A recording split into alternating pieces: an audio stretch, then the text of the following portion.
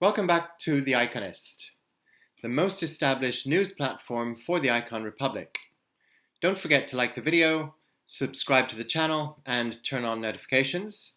And if you enjoy the content, why not share it with your friends? It really does help.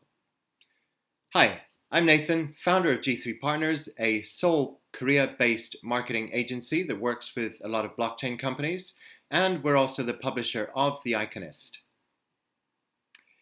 Today, we have an exciting opportunity to speak with Min Kim, the founder of Icon.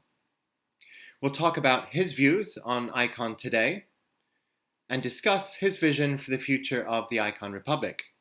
We'll also discuss the upcoming Icon 2.0 upgrade, which is due for full release in the next couple of months. So be sure to stay for the whole video so you don't miss any of this important and interesting information. Without more ado, we'll jump straight into the interview. So moving on then, obviously, the things we've been talking about demonstrate that blockchain is a maturing technology. Cryptocurrency is a maturing, financial asset class, I guess. People are beginning to take it seriously, even at government and enterprise level, which is fantastic to see. But it's still an early stage technology.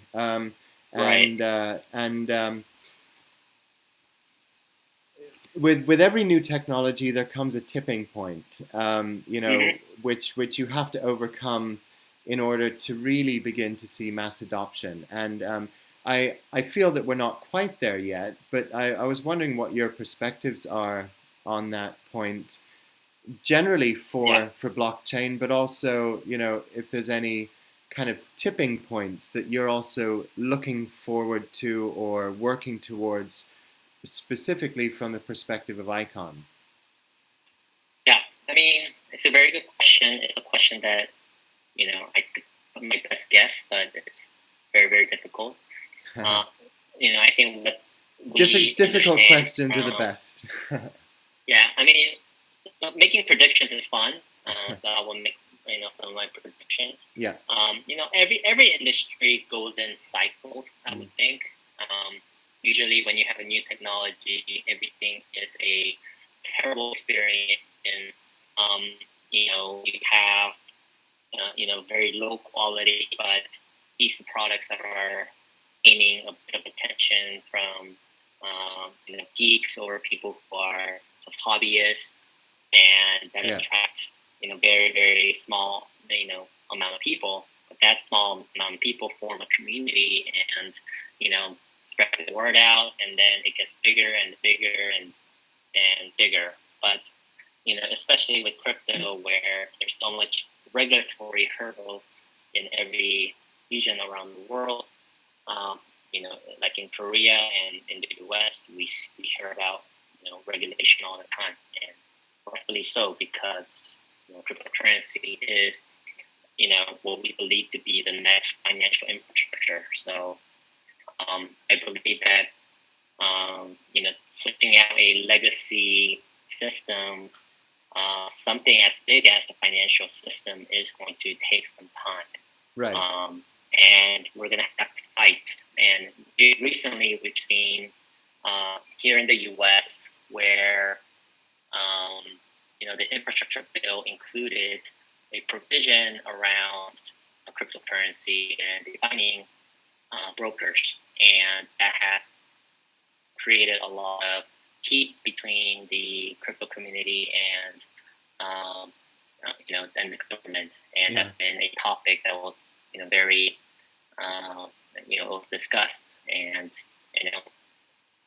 we believe unfortunately the battle was, I guess, lost, you could say, for the time being, but I think that's what motivates more people to work harder, to lobby harder, and bring more sense into, or spreading more education into Congress and government, so that they understand what we're trying to accomplish. I believe this is exactly the same thing happening in Korea right now. There's a lot of pushbacks from the top. The financial regulators are getting more and more uncomfortable because of sheer volume that is generating. I'm sure the more legacy incumbents of the financial securities companies are unhappy with how quickly these cryptocurrency exchanges are making enormous amount of money. There's a lot of jealousy involved. So, it's going to be a push and pull kind of situation. Even I think you've known that in Korea now, these exchanges are sending out inquiries and requests to all the cryptocurrency projects and ask very, very detailed questions about, like, describe yourself, to how many tokens have you guys generated, who are your partners. So there's a lot of things happening in the background that is that's happening, and actually, in my opinion, that's going to drive a lot of users and investments out of Korea. So so I believe that there will be other opportunities in other nations where will take even more of a riskier stance. They will benefit from it. So it will be a push and pull from different nations and different people, and that's how change will slowly come into place. Right. And I still believe it's going to take even a decade for us to get to a point of mainstream adoption in cryptocurrency. Right. It's going to be a steady up and down, but I believe it will continue to move up, but it will be an up and down from here. Yeah. Yeah. Okay. That's interesting insight, and yeah, I mean, in Korea, it does seem for every bad piece of news, there's a good piece of news as well. So everyone talks about FUD all the time in the in the blockchain space, and there's always two sides to the argument.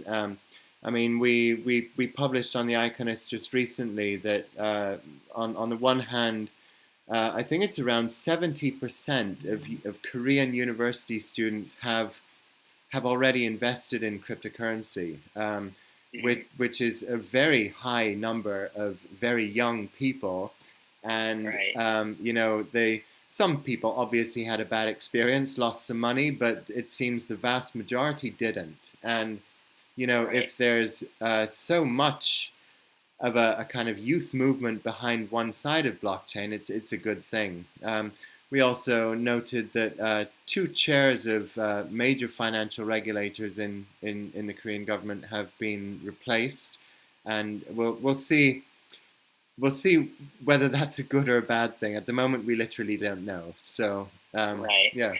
I think that's, in my opinion, that's why a sector like NFT becomes like more and more important in being able to bridge the gap, because something like NFT opens up a creator community, basically being able to, for creators and publishers and different hard workers to monetize their content and their art or whatever that they like.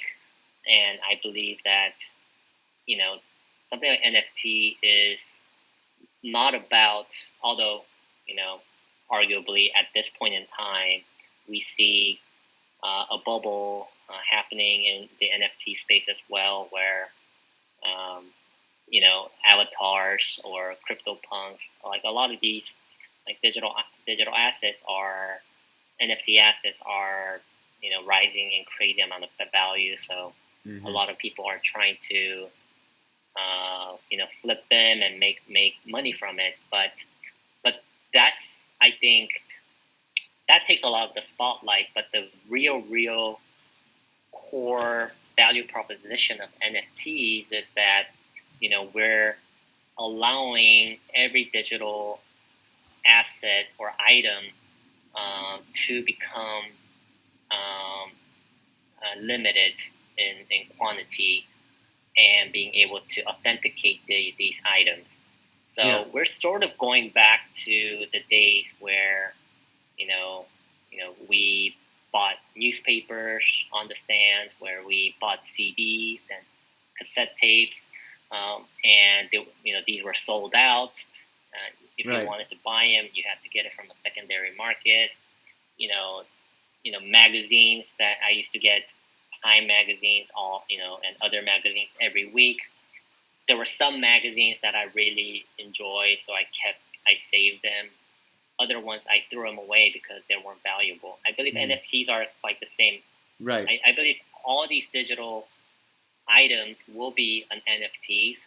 Only some, a few of them will be valuable. Right, of course. And the rest will be lost.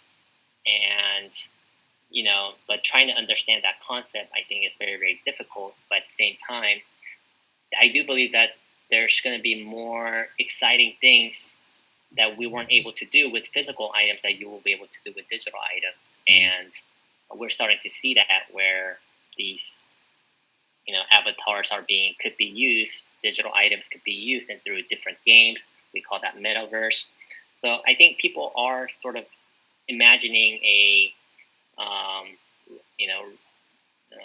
like a world where digital life will be an extremely, extremely big part of our, real world life. So, I'm trying to grasp where this kind of industry is going, and kind of going back in circle, like all these changes and all these parts of NFTs, I believe will set realities for the financial side of things, the DeFi side of things. We're going to bring in a lot of new users, who will begin to use crypto wallets, not because they want to make money, but because they want to be able to buy digital items. But they so happen to be able to also buy or invest in digital assets in the DeFi world. So right. I think NFT is a great way how things will, it will help bring everything bring more people into the scene. Yeah, makes a lot of sense. I mean, everyone in the world uses money, but not necessarily everyone in the world is interested in finance. Right. Money or crypto is just a way of doing the things that you want to do. Exactly. Yeah.